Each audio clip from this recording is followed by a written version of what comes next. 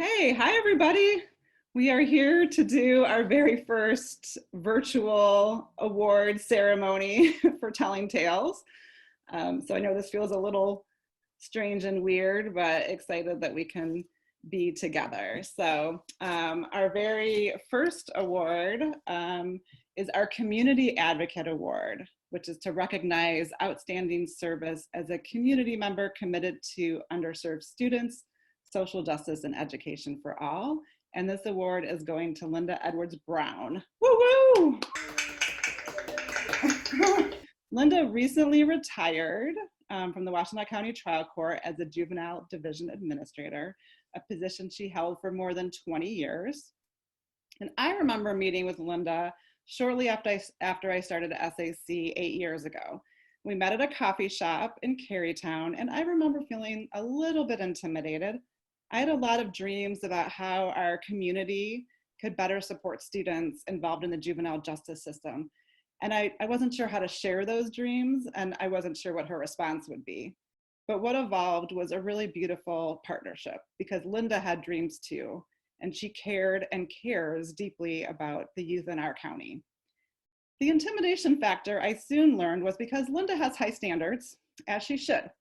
She is protective, and she wanted the highest quality, best, sustainable, and stable programming and support for the students that she worked with, not something wished up on a dream that would come and go. With her leadership, her team developed so many innovative approaches, and we are particularly proud at Student Advocacy Center that under her leadership, we were able to partner with them to provide our evidence-based mentoring program to court-involved youth, Check and Connect. As the years went on, Linda emerged as a leader in several community collaboratives that SAC is involved with. So often we hear complaints about certain sectors working in silos, but there are plenty in our community who really do invest in true collaboration, and Linda's one of those people. This is pretty thankless work, but I want to pause today and say thank you to Linda for that.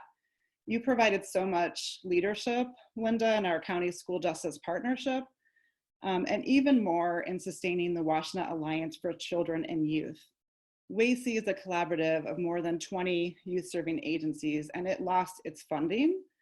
And Linda, you helped us piece it back together to sustain it, and you were really a champion. You and I worked really hard together, and that was just a great partnership. And I know no one knows how much work you put into it and how much you put on the line to really keep that collaborative going, so thank you. And finally, I have to share that even in retirement, Linda's dedication to children is so strong. Merely days after she celebrated her retirement, I called her up and I said, I have a great idea of how you can spend your retirement. And it was working on our campaign to increase school funding. And she just said such an enthusiastic yes. Our campaign got a little derailed because of COVID, but I know she's standing by ready to keep helping schools and students. And so I just appreciate that. I'm thankful for your example of leadership and the way you give back. So thanks so much. We can clap again, yay.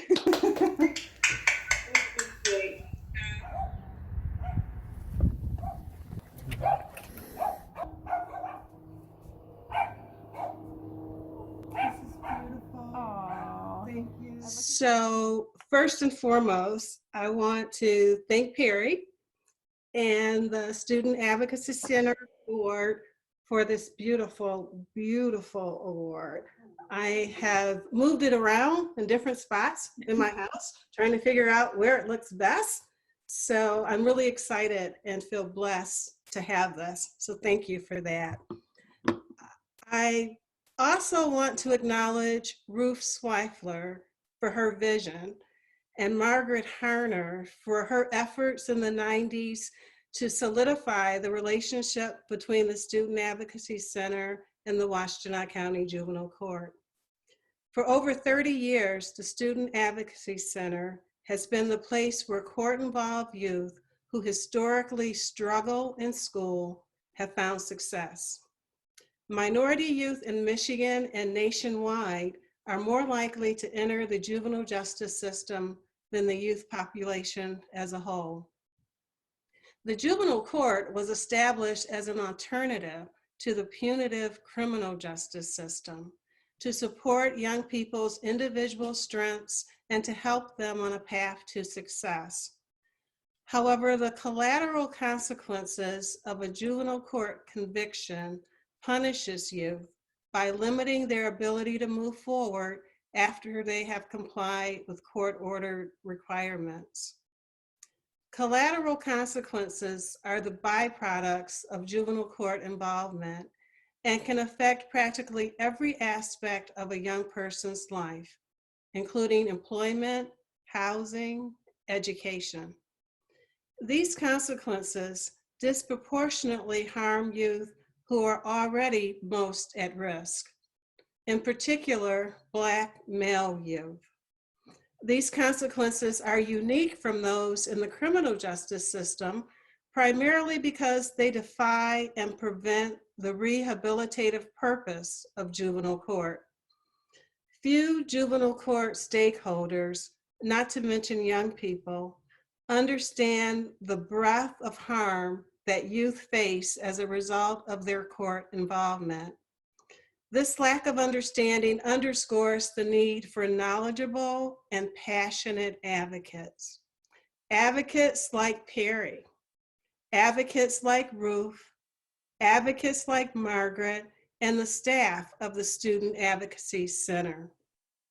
Advocates who challenge social injustice, see value in service to others, respect the inherent dignity and worth of the person, and act with integrity.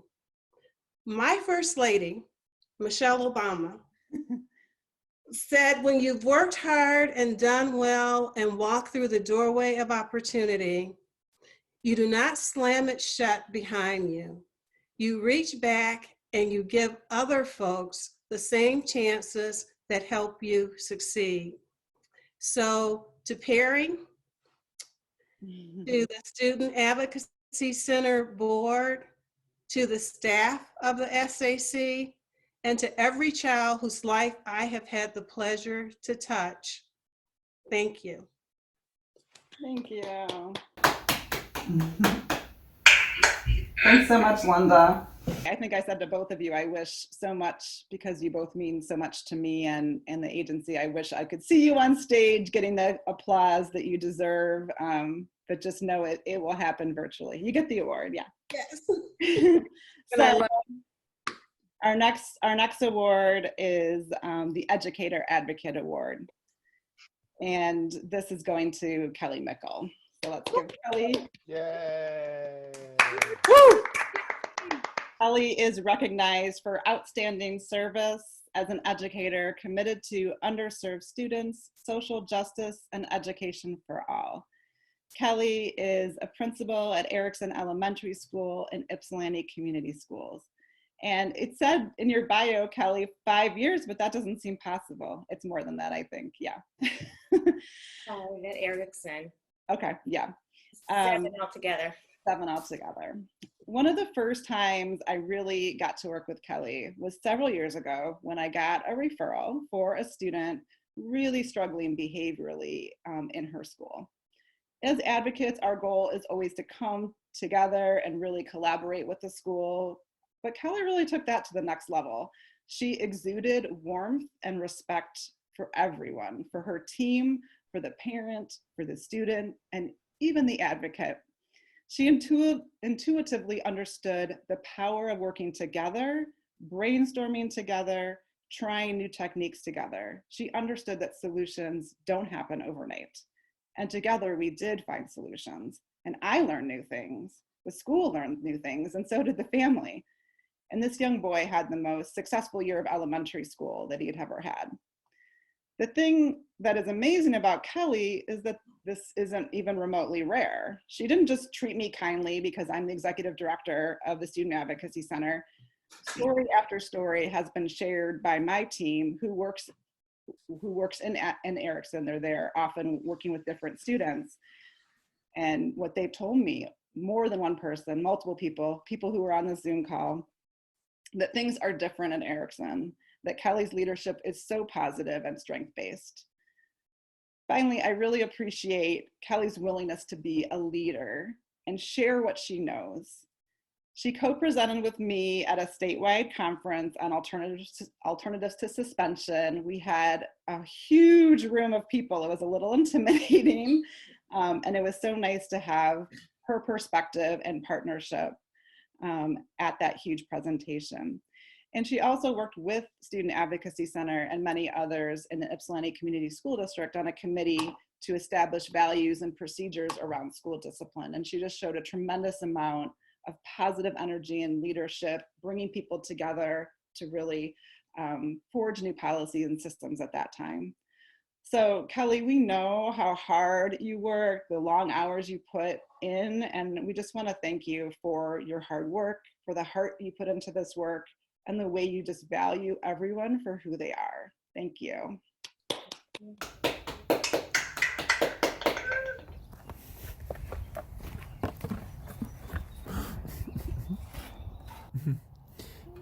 Oh, this is beautiful. How are you guys holding up? Doing okay. Thank you so much. This, after Perry brought this to my house, which I love, Linda, you are so right. It took me a few moments to just kind of pause, and I resonated on the inscription. And I said to Perry in an email afterwards, this award, I've gotten a couple over some years of just for various different things, but this one means the most to me. And it means the most to me because this is what I set out to do when I started my career in education in Willow Run about 17 years ago.